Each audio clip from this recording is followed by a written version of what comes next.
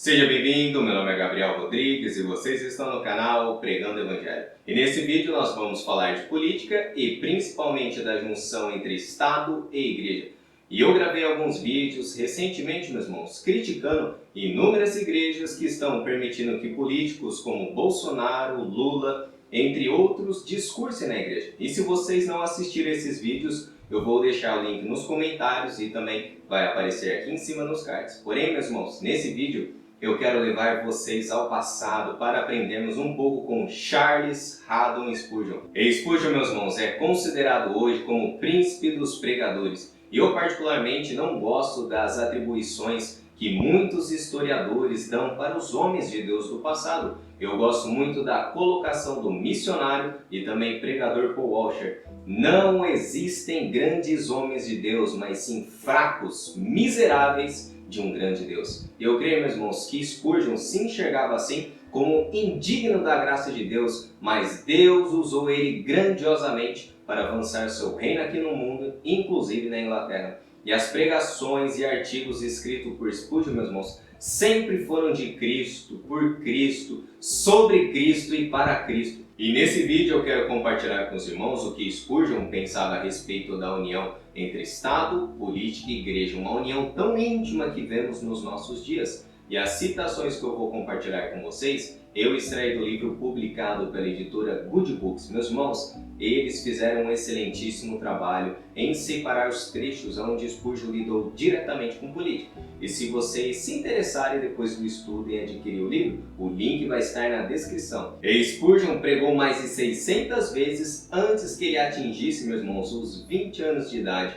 E naqueles tempos pré-rádio, pré-televisão, pré-internet, seus sermões vendiam mais de 20 mil exemplares por semana, sendo traduzidos para mais de 20 idiomas. E os sermões de Spurgeon, meus irmãos, preenchem 63 volumes de toda a enciclopédia britânica e se destacam também como o maior conjunto de livros escritos por um único autor na história do cristianismo. Que legado, meus irmãos, que esse homem deixou! E também na época de Spurgeon não havia microfones e ele projetou sua voz, meus irmãos, de forma que mais de 5 mil pessoas pudessem ouvi-lo semana após semana no tabernáculo metropolitano. E entre os milhares de artigos e também pregações de Spurgeon deixados para a posteridade, pouquíssimos, meus irmãos, tratam unicamente a respeito de política. E isso seria muito importante para inúmeros pregadores refletirem, não é verdade? Eu fiquei refletindo porque eu prego aqui para vocês. Quantos pregadores se interessam mais por política do que pelas almas? Se interessam exageradamente pela política ao invés de pregar o evangelho para os perdidos? E é importante, meus irmãos, mencionarmos que Spurgeon viveu na Inglaterra do século XIX e as vezes em que Spurgeon tratou do tema relação entre igreja e Estado, Spurgeon o fez a partir do contexto que vivia, sendo a igreja anglicana a oficial da Inglaterra. E Spurgeon criticou duramente essa junção entre os anglicanos e o Estado na sua época. E o que eu fiquei impressionado, meus irmãos, lendo essa obra, é a firmeza, meus irmãos, a convicção desse homem que ele teve desde os seus 21 anos até seu falecimento com 51 anos em se opor a essa união de igreja e Estado. E tendo dito isso, meus irmãos, eu gostaria de compartilhar a primeira citação dele para iniciarmos o estudo. E em primeiro lugar, ele deve pregar o evangelho. Não metafísica, não política, não mera moralidade, não simplesmente doutrinas. Ele deve pregar o evangelho. E qual foi a missão que Jesus Cristo estabeleceu para os seus discípulos na grande comissão? Ide pregar o evangelho a toda criatura. O trabalho de todo pastor, pregador de todos os cristãos é pregar as boas novas, é pregar o evangelho e somente ele. Devemos, meus irmãos, ensinar todo o conselho de Deus. Porém, quantas igrejas, pastores, cristãos estão muito mais preocupados com assuntos políticos do que o avanço do reino de Deus?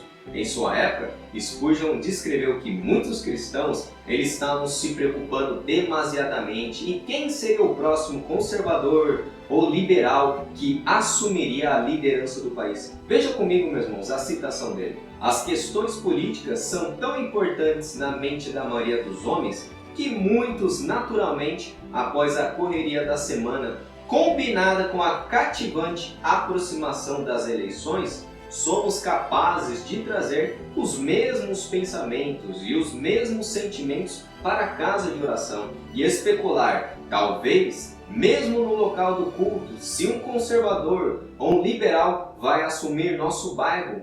E aqui no Brasil estamos próximos de uma eleição e como a igreja, meus irmãos, infelizmente, em sua grande maioria, tem se dobrado ao poder político e permitido que os mesmos discursem nos templos aonde o culto deveria ser prestado somente para Deus. E essa união, meus irmãos, tão íntima entre Estado e igreja sempre manchou o nome da Igreja de Cristo ao longo da história. Veja o que Spurgeon disse a respeito disso. A união da igreja com o Estado é um golpe fatal para a verdadeira religião. A mão do rei, onde quer que caia sobre a Igreja de Cristo, traz consigo o mal do rei. Nunca houve uma igreja cuja espiritualidade sobreviveu a esse mal e nunca haverá. O reino de Cristo não é desse mundo. E se tentarmos casar a igreja de Cristo com o reino mundano, engendraremos inúmeras maldades. Então, aconteceu que quando a igreja se tornou exteriormente gloriosa, ela se tornou espiritualmente inferior. Sua mesa de comunhão brilhava com pratos de ouro e prata, mas sua comunhão com Cristo não era tão dourada quanto antes.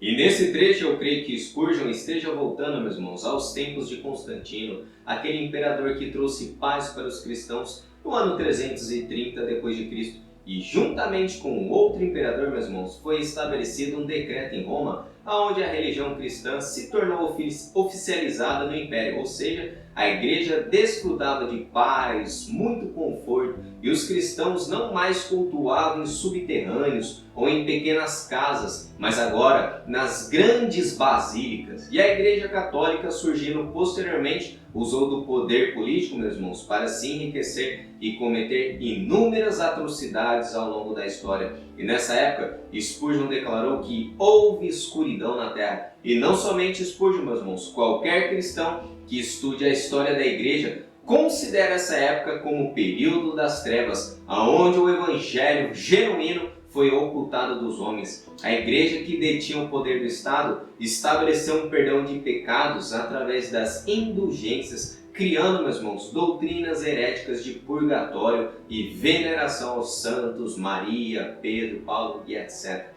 E eu concordo, meus irmãos, com Spurgeon que a união da igreja com o Estado é um golpe fatal para a verdadeira religião. Porém, infelizmente, a igreja anglicana da sua época não aprendeu essa lição do passado e Spurgeon disse isso. E atribui largamente o declínio parcial da prosperidade religiosa em alguma de nossas igrejas ao interesse que tem surgido pelas questões que naturalmente surgem da conexão antibíblica e adúltera existente atualmente entre igreja e Estado nesta terra. E será que esse pregador do passado, meus irmãos, Charles Spurgeon, não diria a mesma coisa das igrejas brasileiras? Cada dia mais estamos vendo uma conexão totalmente antibíblica entre Deus e o Estado. E eu fico muito feliz, meus irmãos, de ter o apoio das Escrituras, de Charles Spurgeon, Martyn Lloyd-Jones, entre outros pregadores dos nossos dias que não suportam esse tipo de junção entre igreja e Estado. Estão profanando o culto. Meu alcance aqui no YouTube, meus irmãos, pode ser pequeno,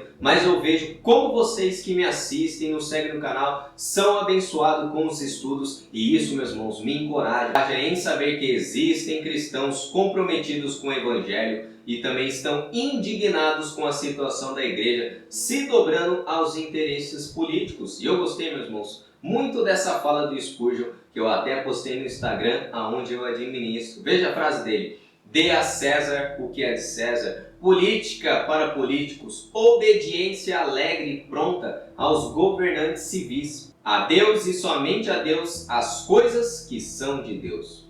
E o nosso Salvador Jesus, por exemplo, quando ele foi interrogado pelos fariseus acerca dos tributos, eles disseram: devemos pagar tributo a César, Jesus? E ele respondeu: de quem é esse dinheiro? E os fariseus indagaram: dinheiro de César, Jesus. Muito bem, o nosso Senhor disse: vocês estão sob o governo de César, vocês estão sob o seu domínio. Dê a Deus o que é de Deus e dê a César o que é de César. Portanto, meus irmãos, pague a ele o imposto que ele exige de vocês, mas ainda não esqueçam que vocês estão sob o governo de Deus. E os cristãos devem se submeter às autoridades, pois elas foram constituídas por Deus. Devemos orar pelas autoridades, pagar nossos impostos, porém, meus irmãos, nada além disso. Quando o Estado ele começa a se intrometer nos assuntos da igreja, a igreja deve ligar o farol vermelho. Spurgeon, meus irmãos, um grande pregador do passado, viu esse grande problema entre casar a igreja com o Estado. E aqui no Brasil, cada vez mais estamos presenciando a igreja se dobrando diante de exigências políticas, políticos se aproveitando da influência da igreja para obter seus votos e serem eleitos. Hernandes Dias Lopes, pastor presbiteriano, ele asseverou que tristemente no Brasil cada vez está ficando pior. Muitas igrejas estão transformando seus púlpitos em palanques e seu rebanho em um curral eleitoral. Meus irmãos, eu vou permanecer firme com Spurgeon e outros homens de Deus dos meus dias, a igreja do Senhor e não do Estado. E a igreja de Deus, e não vamos tolerar que políticos discursem na igreja, peçam votos, pois o culto prestado, meus irmãos, é para Deus, é para a sua glória, e o papel estabelecido pelo nosso Senhor Jesus Cristo é o ide. Ide e pregai o Evangelho, não ide pregar a política, o bolsonarismo, o conservadorismo, o petismo, mas sim ide pregar o Evangelho. Veja a última citação de Spurgeon para finalizarmos esse estudo. Deus não converterá almas com sermões profanos, pois não seria para sua glória fazê-lo. A instrumentalidade deve ser adequada para o fim que visa, e os sermões para salvar almas devem lidar com o pecado, a salvação e com o sangue de Jesus. O que temos a ver com temas estranhos aos nossos desígnios? Se eu viesse aqui e falasse com você sobre greves, o governo ou o socialismo, e você orasse a Deus para converter almas pelo meu discurso, não seria isso uma zombaria ou algo ainda pior? Eu penso que sim. Sião deve ter uma pregação santa, se quiser ter poder de conquista.